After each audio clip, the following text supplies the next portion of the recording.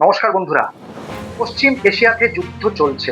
একদিকে Israel America, আর একদিকে Iran. এর মূল কেন্দ্রবিন্দু কিন্তু তেলের খনি। তেল কার দখলে যাবে সেই নিয়ে এই যুদ্ধকালীন পরিস্থিতি। প্রচুর তেলের খনিতে বোম্বিং করা হয়েছে, প্রচুর মানুষ মারা গেছে। এর মধ্যে ভারতের অবস্থাটা কোথায়? ভারত কি এখানে ব্যালেন্স করার চেষ্টা করছে?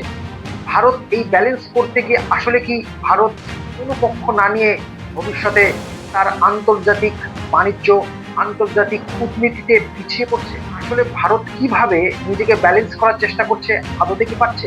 মোদী সরকারের মাথায় চিন্তার ভাঁজ ক্রমশ কি ঘনীভূত হচ্ছে? আসলে মধ্যপ্রাচ্যে প্রচুর ভারতীয় অবস্থান, তাদের সিকিউরিটি, এদিকে আন্তর্জাতিক বাজারে তেলের দামের ওঠা নামা, সমস্ত বিষয়টিকে একটা ব্যালেন্সিং জায়গায় আনার জন্য চেষ্টা করছে ভারত। কিন্তু পারছে কি? তাহলে ভারতের অবস্থান আগামীতে কি হবে? কি হবে ভবিষ্যৎ ভারতের? বিশ্বের 20 থেকে 30% খনিজ তেল এই হরমুজ প্রণালী থেকে আসে, এবং সেখানেই যত রকমের বাধা সৃষ্টি করেছে ইরান। এবং ভারতের ট্যাঙ্কারও আটকে দেওয়া হয়েছিল, কিন্তু সম্প্রতি কথাবার্তার মধ্য দিয়ে ভারতের দুটি তেলের ট্যাঙ্কার ছাড়া হয়েছে, এবং গতকাল হয়তো এলপিজি ভর্তি গ্যাস গুজরাটের বন্দরে এসে পৌঁছেছে। কিন্তু এই যে জাহাজ হরমুজ প্রণালী দিয়ে আসে, এবং এখানে যে বারংবার বাধা সৃষ্টি হচ্ছিল, সেখানে রাশিয়ার জাহাজ, চীনের জাহাজ ছাড় পাচ্ছিল, কিন্তু ভারত পাচ্ছিল না। কেন? কেন আলোচনার মধ্য দিয়ে মাত্র দুটি জাহাজকে ছাড় দেওয়া হয়েছে, বাকিগুলো দেওয়া হয়নি? এর পিছনের কাহিনীটা অনেকটা রাশিয়ার মদতে হয়তো এই দুটি তেলবাহী ট্যাঙ্কার জাহাজ পাস হওয়ার জন্য পারমিশন দেওয়া হয়েছে। অর্থাৎ এই যে ভারতের অবস্থানটা এরকম কেন, সেটা আগে আমাদের বুঝতে হবে। আসুন বিষয়টিকে একটু বোঝার চেষ্টা করি। ব্রিক্সের সভাপতি 2026-এ ভারত।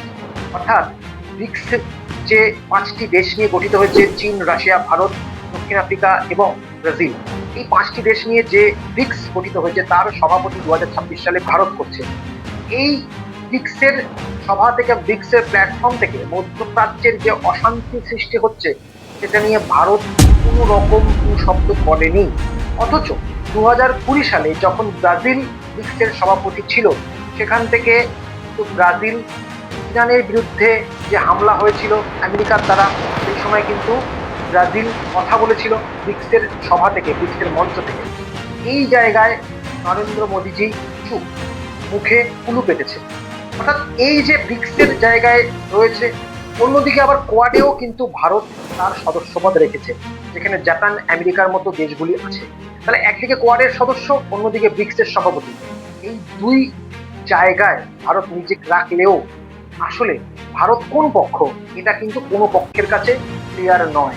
তো এই জায়গা দাঁড়িয়ে আপনাদের কি মনে হয়, ভারত যে দুজনকেই সন্তুষ্ট রাখার চেষ্টা করছে, এটা আসলে কেন্দ্রীয় সরকারের মেরুদণ্ডহীনতার পরিচয় নয় কি?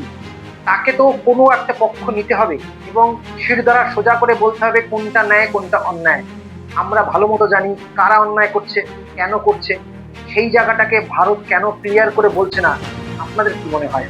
এই কথাটা যদি আমার পক্ষে আপনার মত সঠিক হয়, এই দুই পক্ষকে খুশি না করে নির্দিষ্ট একটা স্ট্যান্ড নিয়ে যদি ভারত তার বক্তব্য পেশ করে, তাহলে কি আমাদের পক্ষে ভালো নয়?